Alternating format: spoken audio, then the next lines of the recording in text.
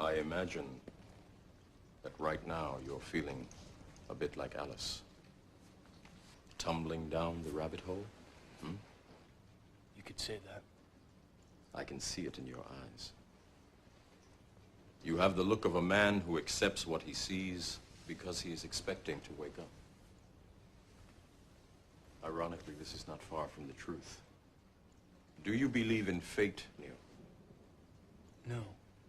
Why not? Because I don't like the idea that I'm not in control of my life. I know exactly what you mean.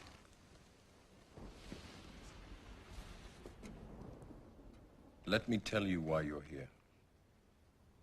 You're here because you know something. What you know you can't explain, but you feel it. You felt it your entire life, that there's something wrong with the world. You don't know what it is, but it's there, like a splinter in your mind, driving you mad. It is this feeling that has brought you to me.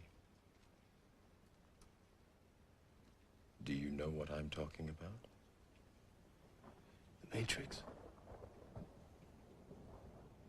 Do you want to know what it is? The Matrix is everywhere. It is all around us. Even now, in this very room. You can see it when you look out your window or when you turn on your television. You can feel it when you go to work, when you go to church, when you pay your taxes. It is the world that has been pulled over your eyes to blind you from the truth. What truth? That you are a slave, Neo. Like everyone else, you were born into bondage, born into a prison that you cannot smell or taste or touch. A prison for your mind.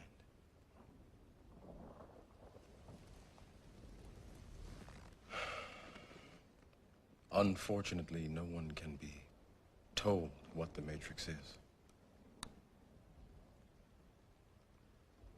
You have to see it for yourself.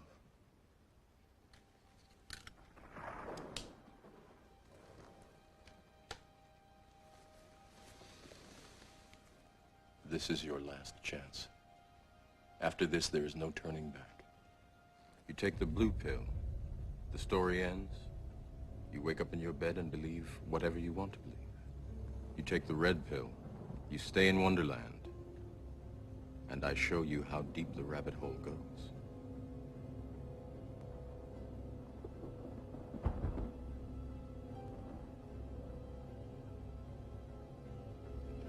Remember, all I'm offering is the truth, nothing more.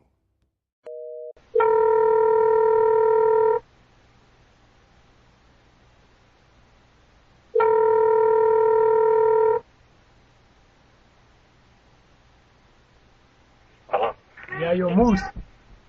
Yeah, what's going on? Yeah, so, yo, what's poppin'? So tell me, yo, Alright, it's so we my recording right now. question is, how does education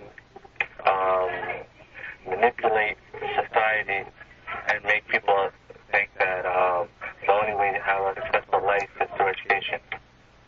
Okay, well, basically, as you could see, right, the education system, right, today is just basically a mass institution which manipulates the human mind and the human psyche.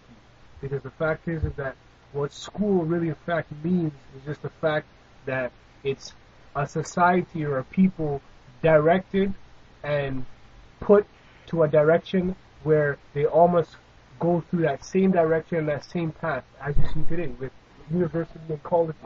So while that is happening, right, it allows people who don't actually want to go through that path, right, trapped in that institution, in that system, because it's called collegiate institution, and any institution is simply something which imprisons you, and it's not physically imprisoning you, it's imprisoning you from your mind. It's telling you what to learn and when to learn, and who to kiss and when to kiss, etc.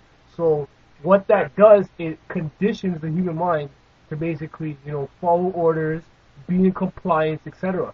So what I tell young people, if you want to lose a lot of friends, and you want to fit in society very well, and you want to, have your family there and everything okay, right? Just be in compliance. Just play dumb. Even though you know the truth, just play dumb and just, follow whatever the masses are doing. But then one day, they're going to realize that what they didn't take care of is going to come back and haunt them.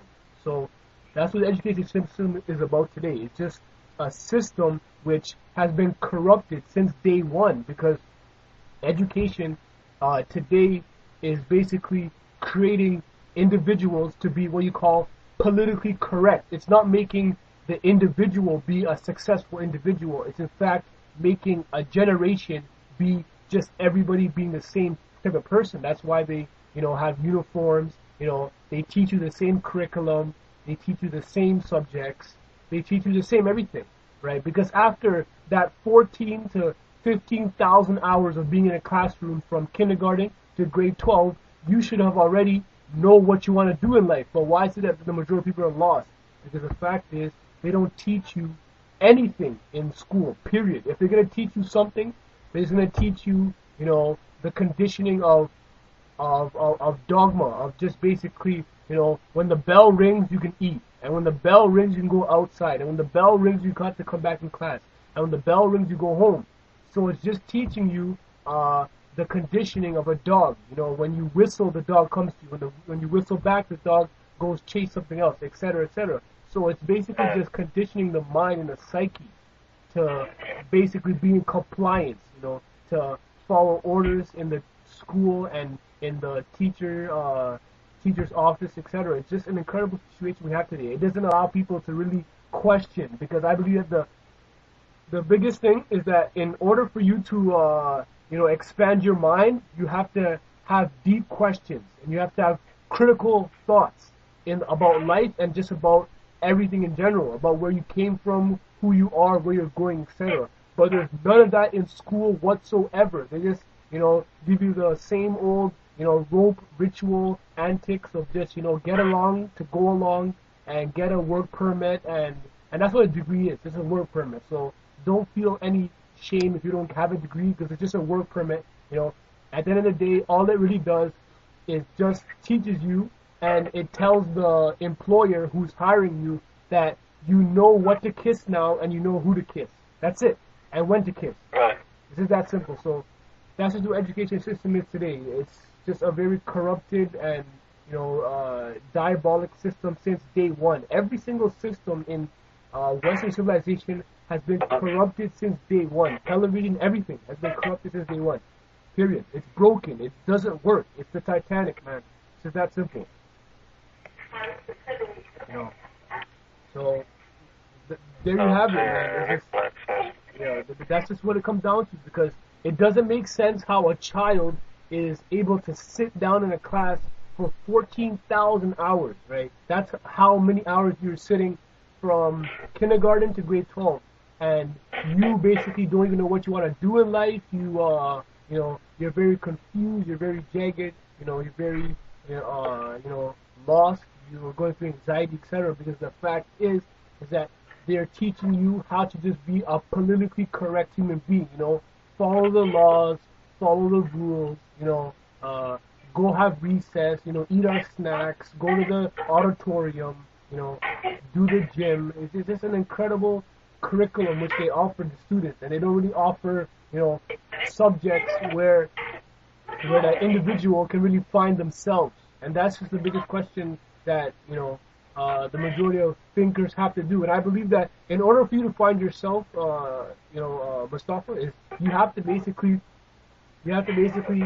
escape from the collectiveness. You have to escape yourself from the masses of the people, right? Because once you can escape yourself from the masses of the people and the collectiveness, now you are able to be on your own. And once you're on your own, then that's when the divine will finally work inside of yourself. Because I believe personally that, because in a lot of scriptures in the Bible, right, it says that the majority of prophets, right, where they got their prophecies was out in the desert, where nobody was there. Not in the city, not in the town, not in the town square, not where everyone's at, but out in the desert where they're by themselves, because that's where the divine, that's where God will come and speak to you.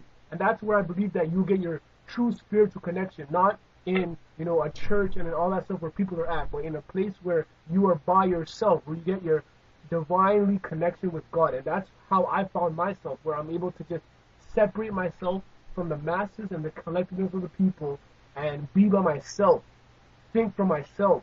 And then once I can think for myself, then I'll finally reflect on who I really am and what am I really supposed to do on this earth. But the majority of people, they just live what you call collectiveness ego, where they just have an ego based on the collectiveness. If the collectiveness are watching March Madness, I'm gonna do that. If the collectiveness are watching Super Bowl Sunday, I'm gonna do that, etc. It's just an incredible situation. Just go on Twitter and scroll on your timeline. That's all you see. The same people doing the same tweets. Why? Because Benjamin Franklin said the best. When everybody's thinking the same thing, nobody's thinking at all. And that's what we have today. Exactly. We're all thinking the same. We're all looking for advice, and so we're all looking for recognition and acceptance from our peers instead of being real with ourselves. Exactly. We have to be real with ourselves. Because at the end of the day, there is no such thing as, being part of society. The people who truly do great things in society are the people who escape society. Because once you escape society, then you finally see the picture for what it really is. Because society is what basically makes everybody think the same thing. Because, first of all, you gotta ask yourself, how is it that 10,000 people are able to dominate and control billions and billions and billions of people? The only reason and the only way that can happen, right, is if you can basically centralize the way people think, the way people believe, and the way people act and live. In the sense where they centralize how people think, where, nobody's going to know anything about, the great scientists in the world, the great thinkers in the world. Why? Because those people never play for Lakers, never play for the Spurs, never play for Raptors, and it has nothing to do with football. So no one cares. So they centralize that. And the same thing with religion. They centralize religion. They're like, you know what? You can only, worship these type of religion. That's it. You can't go outside that box. So once you could do that, and then that's how you bring control, because you basically centralize the way people think. And that's what these mass databases such as Facebook and Twitter was really in fact invented for. It was basically invented for people who work in the CIA and NSA to basically monitor the human race. And basically they have people who are paid hundreds of thousands of dollars to wake up every morning, open up a MacBook, and just basically observe people's Twitter and Facebook to see exactly where the human race is really at. Because that's the only way for them to, bring new tactics and bring new ways of controlling us. Because the same people, believe me, the same people who are controlling the world today have been controlling the world since day one. And they know that they do not want the world awakening to the truth. Because once that happens, it's going to create serious chaos and they're going to have to shut everybody up. But honestly, the biggest question you have to ask yourself after the last 30 years, even 100 years of human history, where are we really going as a human race? That's the biggest question we must ask ourselves. Where are we going as a human race in the sense of the future and the next generation for not only ourselves, but for our children? And the way I look at it, we are going to a very doomed nation.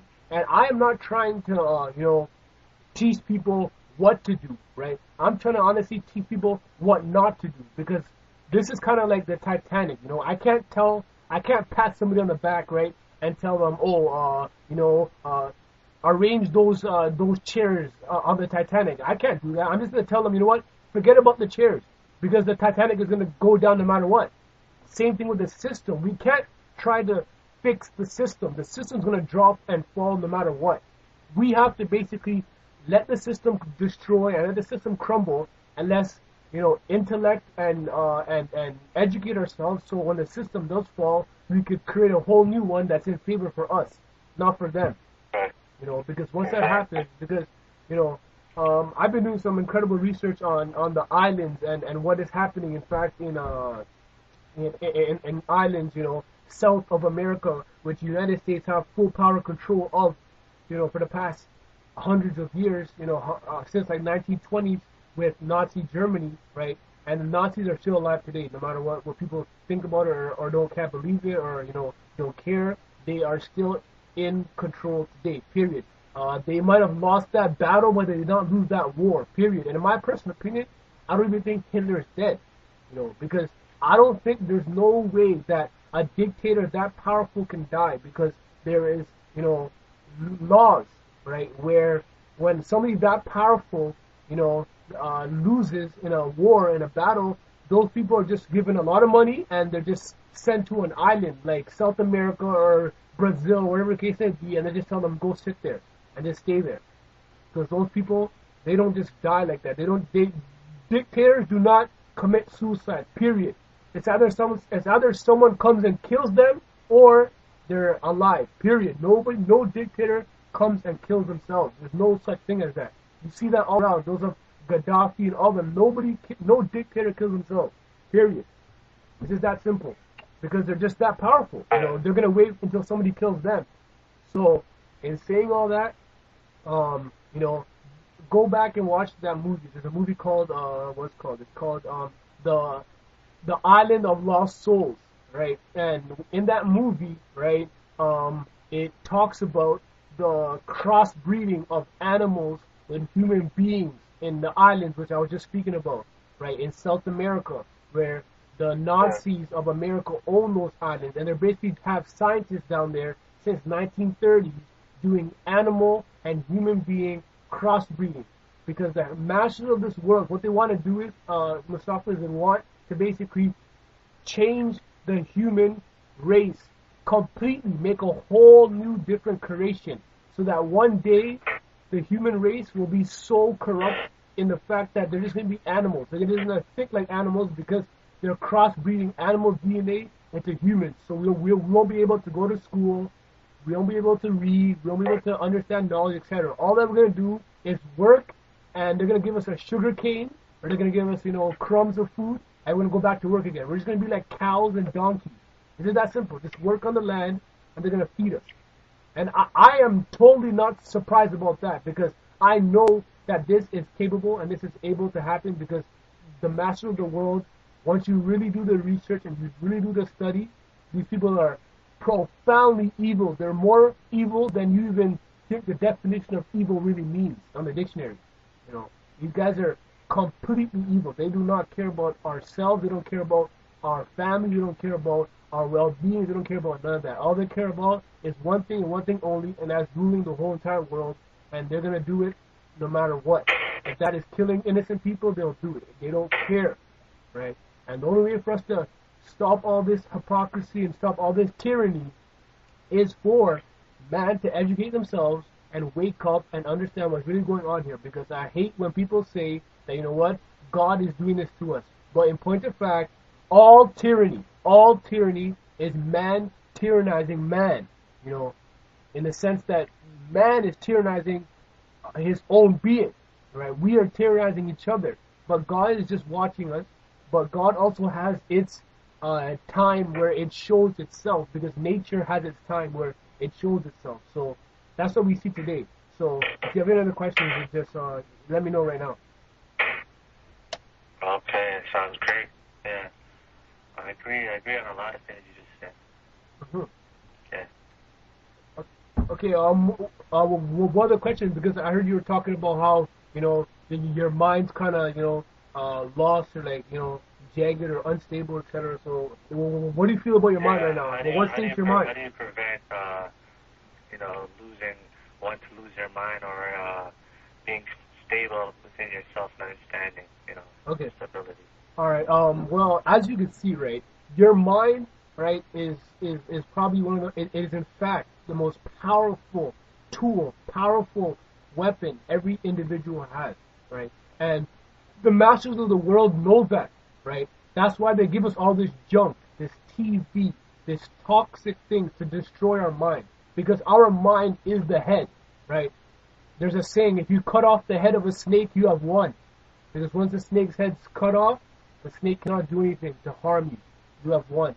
So the masters of the world, once they destroy our minds, they have won. And that's what you see today. We just see diabolic people, etc. But let me just give you a perfect example. So basically, right, pretend you have a room, right, where it's dirty and there's boxes in there, and you know it's just incredibly, you know, devastated inside that room where there's just boxes everywhere. You know, there's no air coming in there, etc. And you want to put air in that room where fresh air can come in, right? A fool is gonna basically go to the window and scream at the top of their lungs, right, to have air come into the room, right? But then a wise man is gonna roll up its sleeves, right, and start moving those boxes, right, and putting those boxes in a nice arrangement so they can make that room into perfection. Once that room becomes into perfection, now the room starts to have fresh air, right, because of the work that you have put in, right? And then another example, another analogy to explain that is basically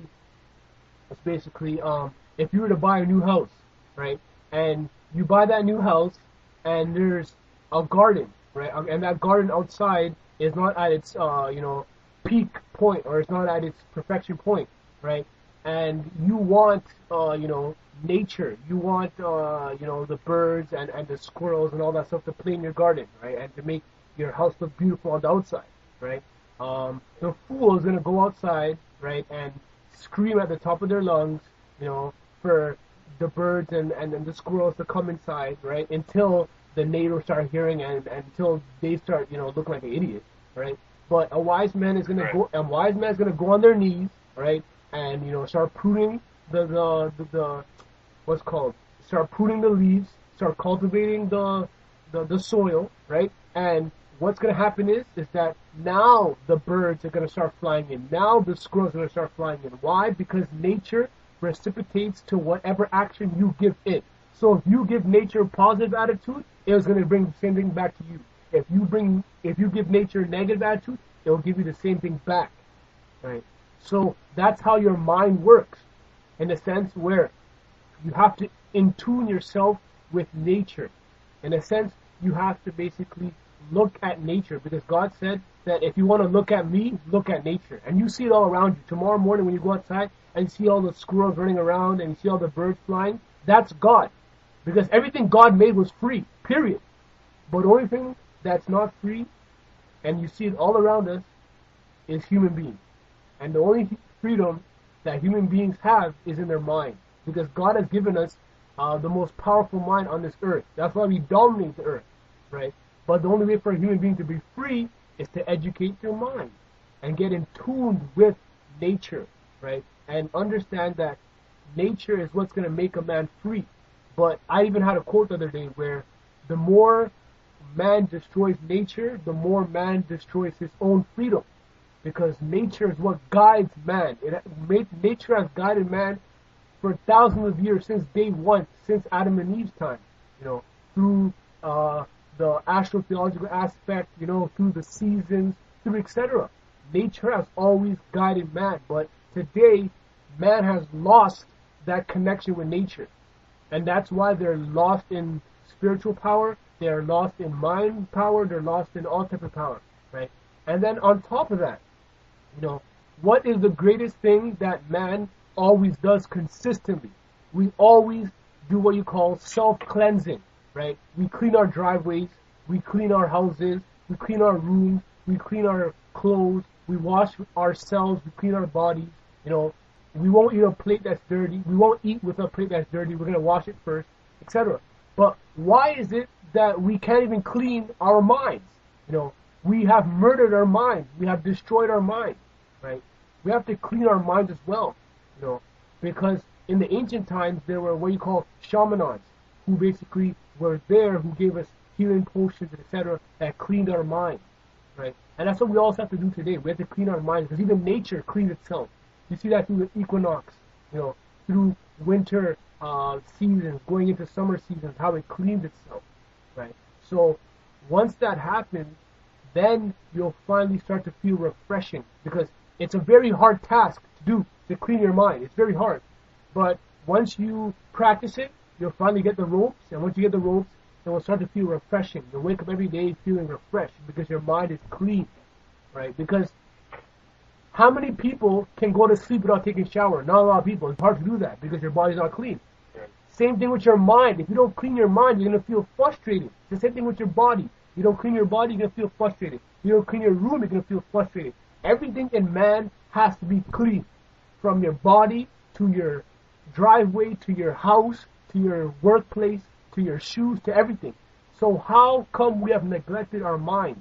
It's because the fact is we do not know how to clean our mind.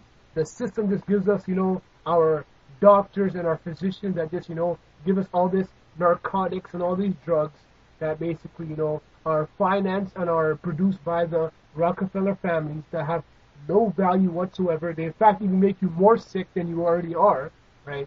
But nature is what cleans you. Nature is what, changes you, right? And once you can change your mind in the sense that you have to clean your mind, and once you clean your mind, then you'll finally become more refreshed, you become more in tune with the divine spirit, and you'll start to feel that, your life is going on the right path, and you're becoming more empowered, right? And once you feel more empowered, that's when you realize that you're on the right path. But to first start off all of that, you have to get yourself away from the collectiveness. Get yourself away. Because all the great prophets in human history, right, and even recent ones, right, such as Plato, Aristotle, all these philosophers, they have found their true divinely spirit through the desert, out in the desert, not in the city, not in the town, but out in the desert where nobody's at. So that's what you have to do. You have to, maybe go outside at night and walk around the block and speak to yourself and just, speak to God, because God's always there. And that's what you have to do, and look at nature, look at the stars, look at all that stuff.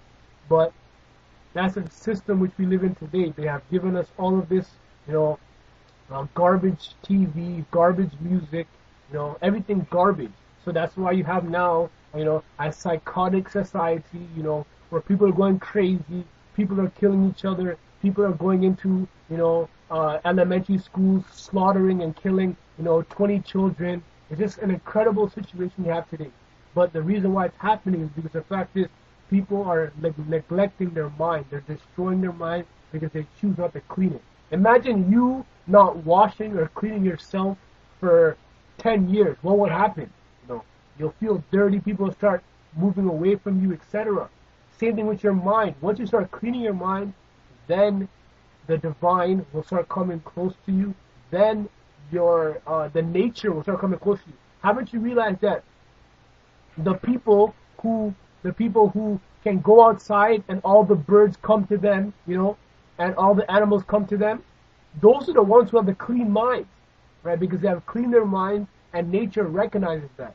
Once nature recognizes that, it comes to that person, because nature reciprocates whatever action you give to it, period. If you give it negative thoughts and negative, passings and negative institutionalizing, it's going to come back to you the same way. So that's what we have today. So that's the only way for you to truly clean your mind. You have to go out of the collectiveness and go back to the old ways. Go back to your old ways. Go back to who you really were, from where you really were. And what has happened is, right, is that what has happened is, I'm gonna stop with the fact is that your mind is something that cleans itself, but you have to be willing to clean it at the same time. You have to be in tune with yourself for it to start to work, because your mind's gonna clean itself no matter what, but it's not gonna take full result, full effect, unless you truly clean it together by self-cleaning it, right? And once that happens, it starts to, take effect, and the results start to come. But it's going to be hard in the beginning, but once you practice it, you'll start to get the ropes, right? And that's what happens, right? And then on top of that, too, the society which we see today, a lot of people are not cleaning their minds. So that's why now they're giving us narcotics and drugs, etc., right? And what happens is, right, is that when you are on drugs, on narcotics, right, on marijuana, alcohol, etc., whatever the case may be, right, what happens is, right, is that the reason why people feel good, being on marijuana or being on alcohol, and the fact is that being on alcohol or being on marijuana, what it really in fact does, besides all of the stuff they teach you, what it really in fact does is it basically changes you into a different personality, right? Into a higher being, into a higher state. And that's what the whole concept is of saying that when you are on marijuana, you're considered high, in the sense that it puts you to a higher personality, right? A higher mind state, a higher mind, right? But what happens is that you can't stay on that higher mind or that higher state or that higher personality forever. You are eventually going to come back to your original state, to who you really are. And it's going to suck, and then you're going to hate it, right? Because you are not cleaning your mind. So in fact, what you're saying is that you're basically abandoning the mind which God has given you, the original mind, the mind which you are sober, the mind which you are born into the world, right? And you're basically abandoning that mind, right? And, basically attuning yourself to a mind which can only be created once you are, under the influence. And once that happens, then you become a fiend, you become obsessed with those drugs, right? You become obsessed with those drugs. And Bob Marley said the best. He's like, don't let drugs use you, use drugs. In the sense that if you yourself are not sick, right, do not use the drug, right? It's like you taking cough syrup and you're not having a cough, or you're not sick, you don't have a cold. And that's what happens to the majority of people. The majority of people, they're on these drugs and they're not physically or stressed out. They don't actually have, a problem in their life where they actually need that drug to, help them cope with that problem, so they can go back to their true personality, to who they really are, right? And become stable. Because I know that it's very hard when you're going through a lot of stress and a lot of anxiety, but one must clean their original self, because no matter what, you're going to go back to your original self, because there's a saying, whatever goes up must come down. So it doesn't matter how high you get, you're still going to come back down to your original personality.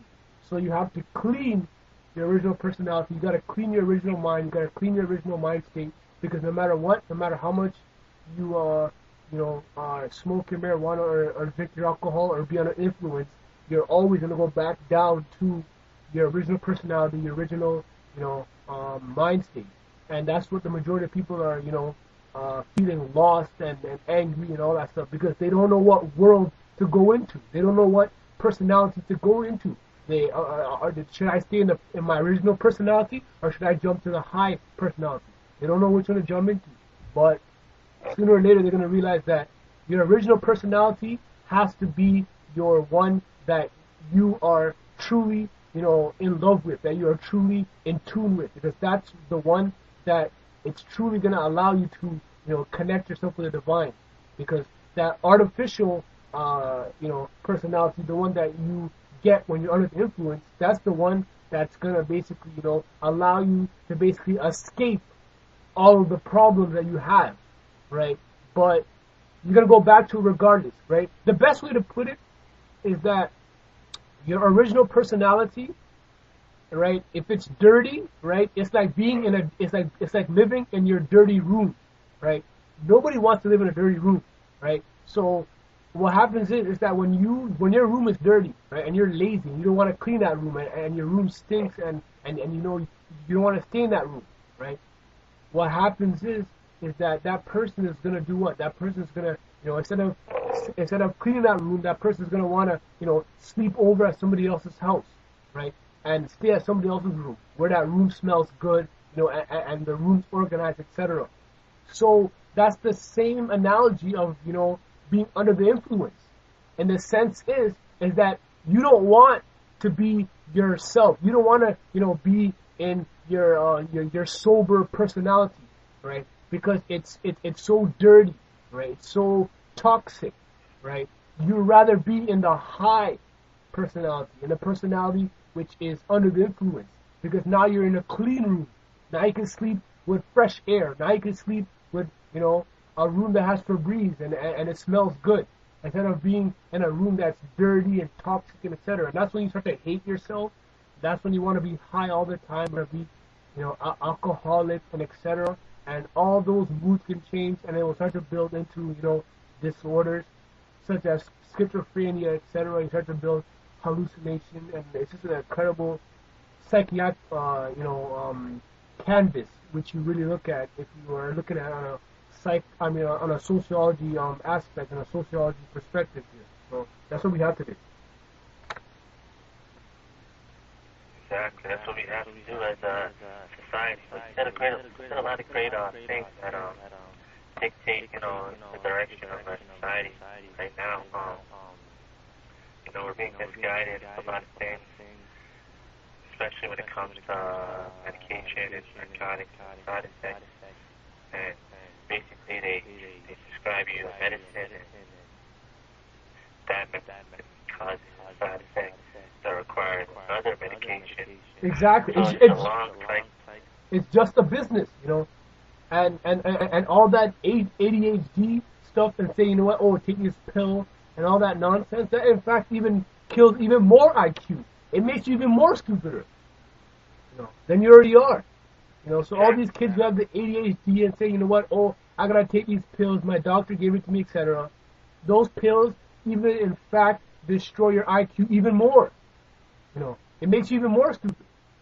So it's just an incredible situation we have today, because once you really realize where our medicine comes from, and who finances it, and who designs it, and who makes it, that's the big question, right? And there was a physician who basically who exposed it, right? I was listening to one of her interviews, and she was like, how the biggest reason why doctors do not know about this, or physicians don't know about this hypocrisy that's happening in the medical field, is simply because the fact is they're too busy with their practice. They're too busy with their field of discipline, right?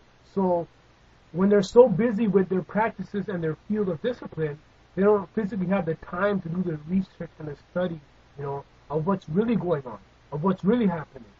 So what she said was, she had the opportunity to do the research after, an incident happened to her when she got sick one time, right? And now she was the patient, right? And she was being treated, and she wasn't being treated properly, right? And then she started asking the question, why is it that I'm not being treated properly? Why is it that they're not giving me the medication properly? And then they finally realized, and then she finally did her research and study, and finally understand that all of the narcotics, all of the drugs, all of the prescription medication that we get as citizens, point of fact, come straight out of the Rockefeller families. The Rockefeller families are the ones who finance all of the medical schools, all in North America, period. And all of the drugs, everything comes from their scientists and their labs and their laboratories, etc. So, like I said, I just want people to learn when the opportunity is right. I don't want people to learn when they're sick or when they're in trouble, because that's the biggest and that's the most greatest thing that I've learned, ministering this kind of study, this kind of, wisdom and knowledge, is that the majority of people in the world today, they can care less, because it has nothing to do with basketball and has nothing to do with football. But one day when the problem finally hits them, now they want to care, right? Now they want to understand what's going on, but it's too late, right? It's like you buying a Rolls Royce, right? You could drive a Rolls Royce, but when it breaks down, don't even think about trying to fix it, because you don't know how it works, you don't know how the pistons work, you don't know how the valves were designed, you don't know how the shafts and the axes were constructed. You don't know nothing. So just sit back and just understand that time is money, and you don't have the time to learn or the money to understand. So just pay somebody and let them do the job. It's that simple. Yeah. it's just an incredible situation. And the YMCA and all that stuff, that's what, it allows kids, of course, what's called, to relax their mind, and to interact with one another, right? But too much of everything is not okay, right? Even though I do all this reading and studying too, I relax my mind, because too much of everything is not okay. Too much of playing is not okay. Too much of hard work is not okay. Too much of, reading, too much of basketball is not okay. Too much of everything is not okay. Anything is not okay. So balance your life.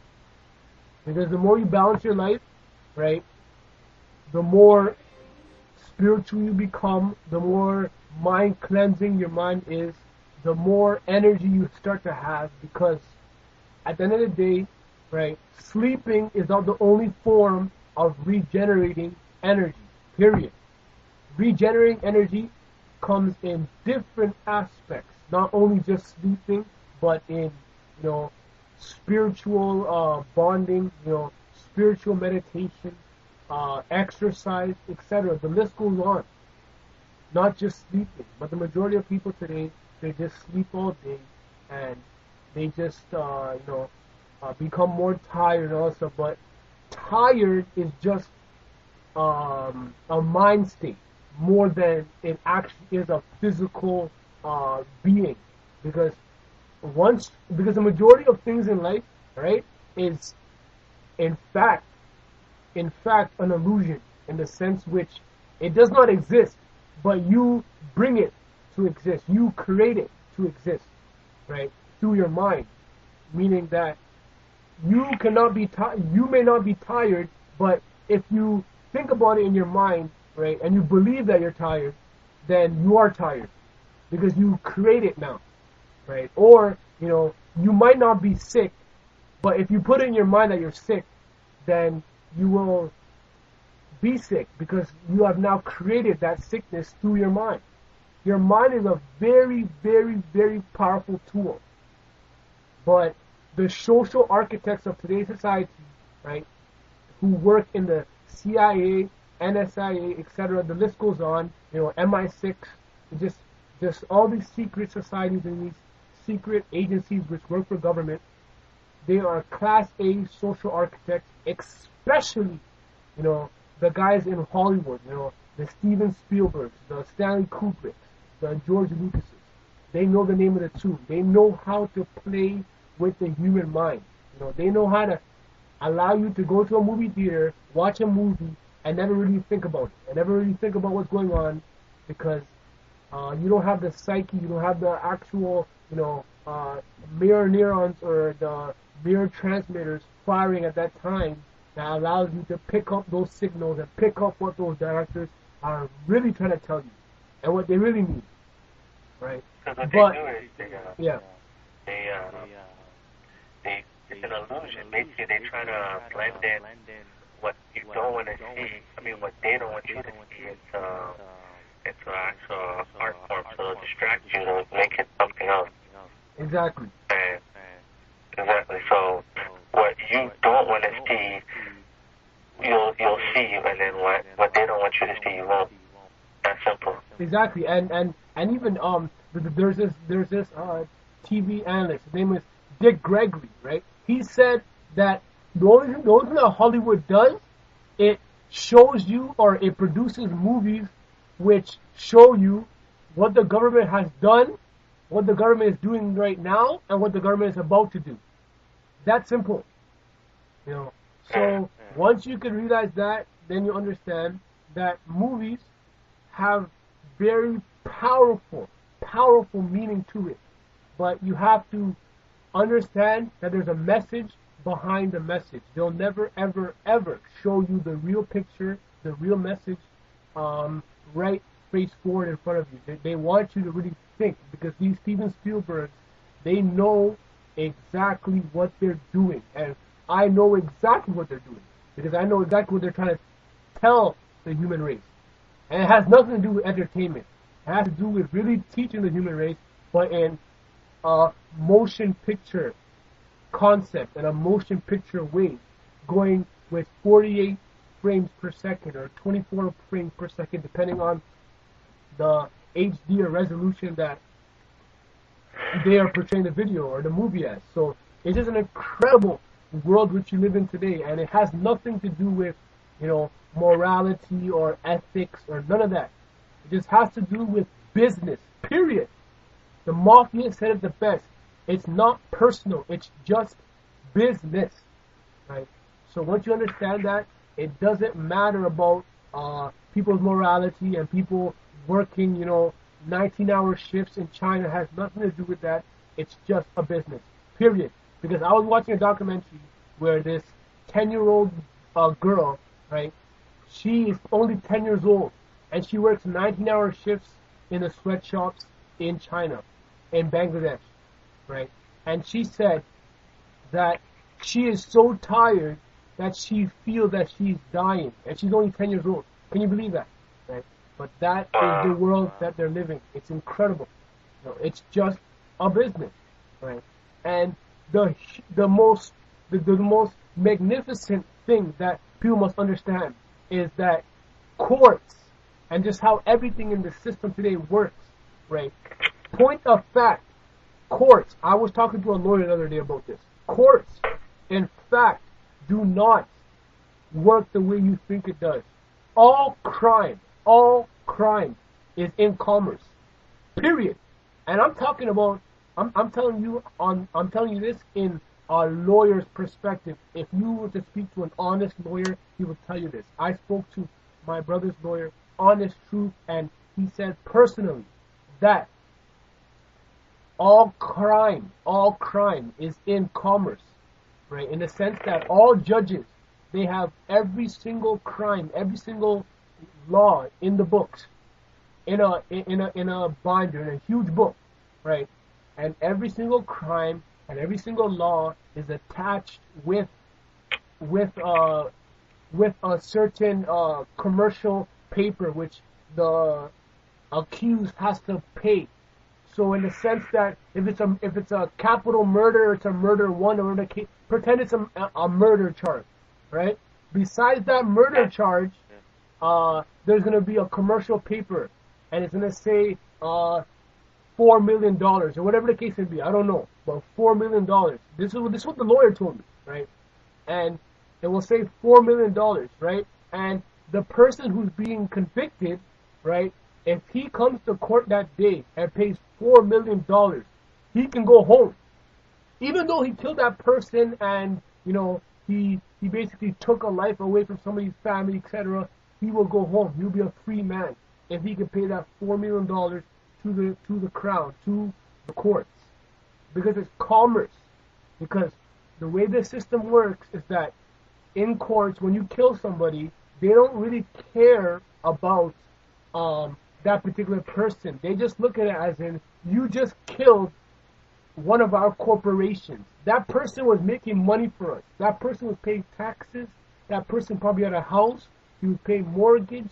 He had insurance payments. He was paying insurance to us. He was making money for us. But you killed him, so now you just destroyed money that we were making. So now you have to pay the money back to us. The money that he could have been making all of his life to us, you have to pay that. If you don't pay that, you're going to spend the rest of your life in jail. Period. Right? So all crime is in commerce. And once you understand that, then you'll realize that, because it has to do with maritime emiralty and courts. Why is it called a court? Because you play basketball on a court. And why do you play basketball on a court? It's a game. You have two sides. You have one side here, next side here. They shoot hoops. There's a referee. So my lawyer is one referee. I mean, my lawyer is one team, and the opposing lawyer is the other team, and we're going at it. And then the judge is the referee. The judge decides who wins. It's just a game, right? I want you to understand that it's just maritime emiralty, right?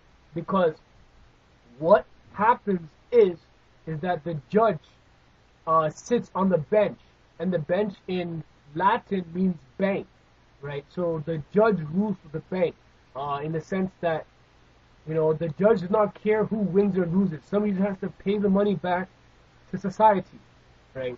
And once you understand that, then you understand that the judge and all of his entourage, right, all wear black robes. Why do they wear black robes? Because it represents Saturn. And Saturn was the god of inhibiting, of basically teaching you a lesson. And that's what the judge does. He teaches you a lesson, right? And what happens is that the court represents maritime emiralty. It represents the law of water, the law of business, period. That's why when you are in a courtroom, right, and you see all of the people who are watching the case or who are sitting down and there are citizens, right? They are basically sitting on the land, because anything behind the lawyer is considered land, right? And then once you pass the bar, you are now in water, right? That's why the judge sits on the bench, because the bench is it's his cushion. It's his, anybody that's not on the bench is in what you call hot water. So when they call your name up and you have to pass the bar, you are not licensed to pass the bar, because every lawyer who becomes a lawyer has to do what you call an all-stat exam and has to do a bar exam. So a lawyer is licensed to pass the bar, but you are not licensed to pass the bar. So when you pass the bar, now you are in trouble. You are in hot water. And if you are in hot water, what does that mean? Somebody has to bail you out, because your citizenship is at risk. Your ship is at risk. And if somebody does not bail you out, they are going to put you in a cell, because your body represents a battery. Your battery has to get recharged, because your mind is corrupted.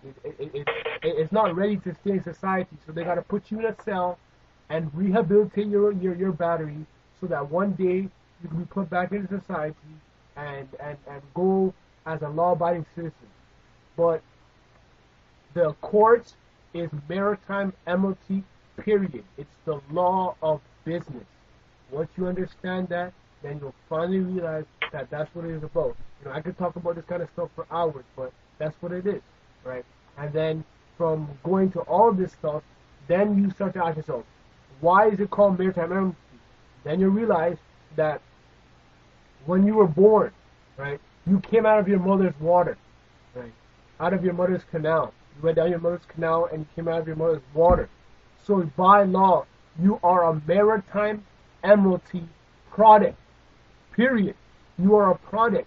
And when the doc gives your parents the birth certificate, it doesn't say parent sign. It says informant, in the sense that your parents are informing the government that they have produced another product, another child, and they are informing it to the government that you are now in control of my child, of my product, because we have given it birth, and now here it is, right? Because it all goes back to the Phoenician Canaanite system. Of the fact is that they knew that they can't control the personal you, which is, you know, Mustafa Dari. They can't control you, right? But what they're gonna do is they're gonna make another you, and that's the corporation you, right?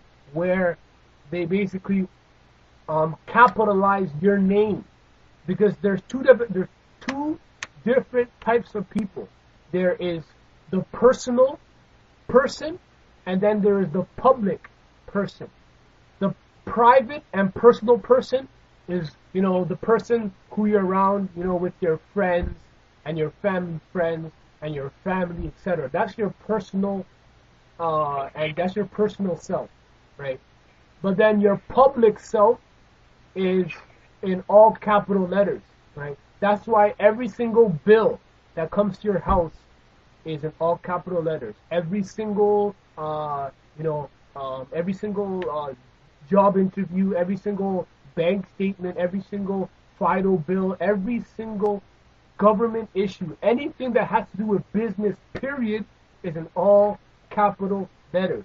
Why is it in all capital letters? It's because they are capitalizing on you. They are making money off of you. But if they don't capitalize those letters, then they can't deal with you, because once it's in capital letters, that represents the corporation you, not you as a person. But once it's in all capital letters, Fido can deal with you. Rogers can deal with you. The Canada government can deal with you. The Canada Revenue can deal with you. Whatever it is, the bank of RBC, whatever, they can deal with you because they're capitalizing on you, right? And then also, if you get in any trouble with somebody in the public, they're going to take you to court, and they're going to try to capitalize on you. They're going to try making money off of you. And then, once you understand that, and then it goes back into the Maritime Emirate law of the ship, of how she's a she, and she comes down to the dock. And what happens is that every ship that comes to the dock has to have a certificate of manifest for every single product which is in that ship. Because last night there was no ship, but today there is a ship with $800 million worth of Toyota cars, which is manifesting into the economy of this new nation, of this new country. It came from Japan, but now it's in America, or now it's in Canada, right? So that captain of that ship has to produce a certificate of manifest for every single car on that ship. And that dock has to sign all of those certificate of manifest so that the government of Canada can know that $800 million of business came into Canada, and now Canada has to pay Japan, right? But if, let's say, in the process of taking those cars off the ship and putting them into the dock, one of those cars drop and fall and just get destroyed, that's okay, right? It doesn't matter. Now, they have to produce what you call a death certificate. They have to produce a certificate of death, in the sense that that car is no longer commercial. It's no longer in commerce. You can't sell it anymore. It's gone. So now you have to produce some sort of certificate. And the dock now has to do what? The dock has to check all of the cars in the ship, make sure they're all okay, check if they all have two doors, if they all have a trunk, if they all have a hood, if they all have headlights, etc. The same thing with the doctor that examined you when you were born. Does Mustafa have two hands? Does he have one head? Does he have two legs? It's just procedures. It's the same thing from when you're born to all of the products that come into the country. It's the same procedures, because you are represented as Maritime Emirate, as a product, right? And once you understand that, then you'll realize that that's how marriages are designed. In order for you to get married in a country, or get married legally in Canada or America, you by law have to have a marriage license. Why? Because your body is a corporation. And when you are becoming married with somebody else, you are basically getting a license to marry, because now you are doing business with somebody else. You are a corporation, and then your wife is a corporation. So now you are coming together and doing business with each other. So now you have to get a license, right? Once you get that license, now, you are licensed to do business with each other, to ultimately do what? Make a product, make a child, right? It's like General Motors doing business with Toyota. That's okay, you could do business, but General Motors and Toyota have to get licensing to partner with each other. They have to, get all their lawyers together, sit down and sign papers, and, make sure they know who's going to pay the taxes to IRS. They got to make sure who's going to, pay all the permits and all that stuff that they need to pay, right? You got to make sure, right? And that's why when you're married, that person becomes what? Your partner, because that person is your partner, right? And then when you marry, let's say you marry, a woman that comes from a wealthy family, right? When you marry a person who comes from a wealthy family, a woman who comes from a wealthy family, what am I gonna say? I'm gonna say, wow, Mustafa, you married a good stock. That's good business. You married a good stock. What are we talking about? We're not talking about cows. We're talking about that she has good financial backgrounding. She's a good stock. And she's good business, right? Business, stock, partner. We're talking commerce here, right? And if the business does not work out, right? If the marriage does not work out, you're not going to God. You're going to court, and you better bring your house. You better bring your money. You better bring your cars. You better bring your children, because your children are part of the business too, and they're going to deal with you. They're going to deal with it. The business is broken. It's like General Motors and Toyota doing business, but then they run through some problems. Now they got to go to court. Now they have to separate and share the wealth between each other, because the business is over now. Same thing when you're married. Kobe Bryant had to share some of his wealth with his wife, and the children got to get separated, etc. It's just a corporation. It's business. That's all it is. That's why when I see somebody with a person that doesn't have good financial backgrounding, or doesn't have wealth, or doesn't have any finances, I'm gonna say that person's a bad stock, right? Or that's bad business, or that's bad company. Company, that's all commerce here. So it's just an incredible story. You just have to open your eyes and realize where this world is all going, because you have to look at the whole truth and nothing but the truth. Because once you can finally look at the whole truth and nothing but the truth, then you'll finally start to see a world that is very commercial, very diabolic, very crass and cold, and it's just it's deception. I have another question for you. Yeah. Okay, what's your take on psychics? Pardon? What's your take on psychics? On psychics, like okay, so in the sense of People that actually read minds and stuff like that. Okay, I understand. Like in my personal, this is just, I'm gonna be personal with you. This is just, I'm not an actual definition, because you can't have a definition for these kind of questions. Some of these questions you can't. Your view. Yeah.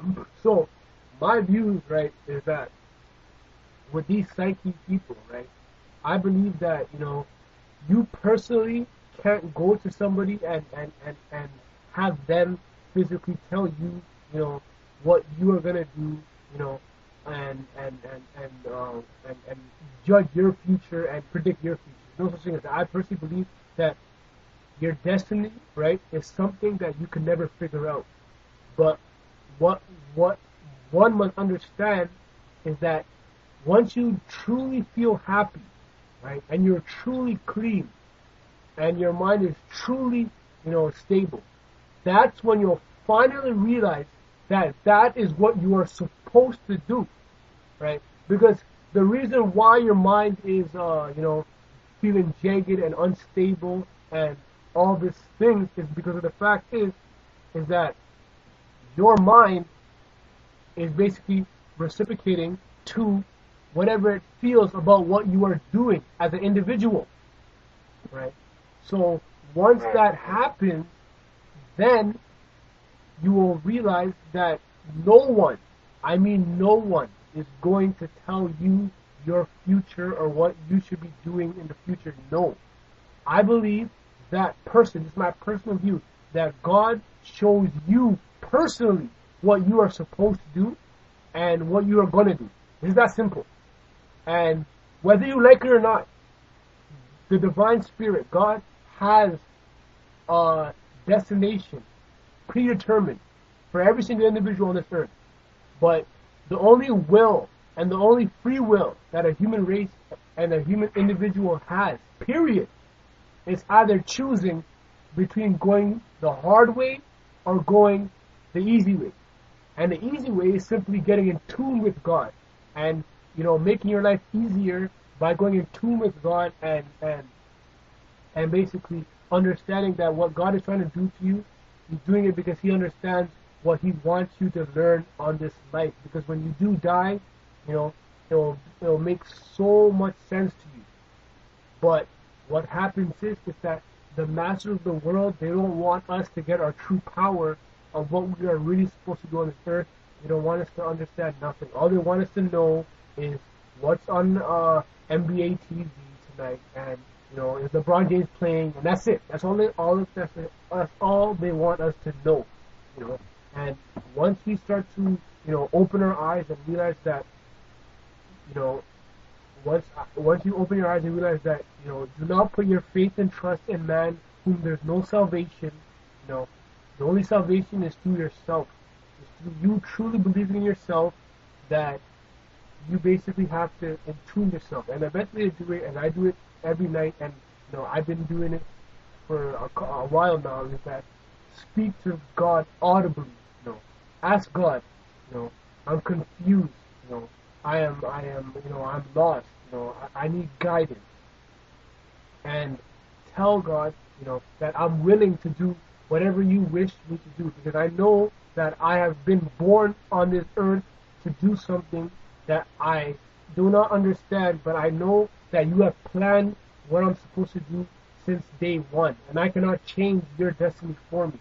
All I can do is either understand it or cope with it, right? But what one must understand, right, is that you could either, do God's will, right, and be happy, truly happy. We're talking about being truly happy here, right? Or, choose the hard way and go against the God's will, etc., right? And feel depressed, feel jagged, feel lost, feel unrefreshed, feel remorse about everything that you do in your life, right?